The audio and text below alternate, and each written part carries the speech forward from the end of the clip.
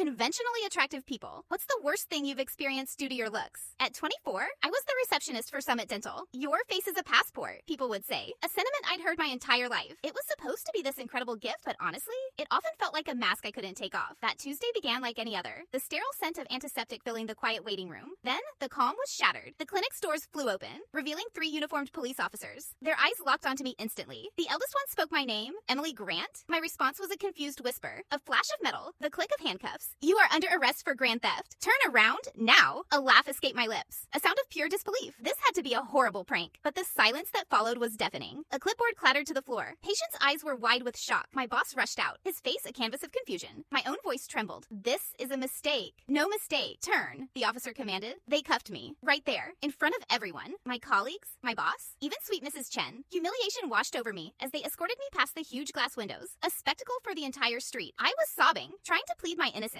but their only response was a cold reminder of my right to remain silent. At the station, I was shoved into a sterile white interrogation room. The female officer placed a laptop in front of me. On the screen was crystal clear security footage from a high-end mall. A woman, my height, my hair, my build, confidently entered a designer boutique, snatched 3 handbags, and walked out. Her face was a perfect mirror of my own. That is absolutely not me, I gasped, my heart pounding. I've never been to that place. The male cop chimed in, Westfield Plaza, 80 miles north, and that's definitely you. Impossible, I insisted. I was at work. I work 9 to 5, Monday through Friday. Check my records. The female officer leaned back, a smug smirk on her face. You think that pretty face is gonna get you out of this? Save it, sweetheart. Bile rose in my throat. They didn't just suspect me. They were convinced I was a liar, using my appearance as a tool for deceit. They held a screenshot from the video next to my driver's license. The resemblance was uncanny. It was my face, committing a crime I knew nothing about. They threw me in an actual jail cell. My one phone call was to my mother, whose hysterical cries just amplified my own despair. I spent 3 agonizing days in a concrete box with strangers. My story met with cynical laughter. On the 3rd day,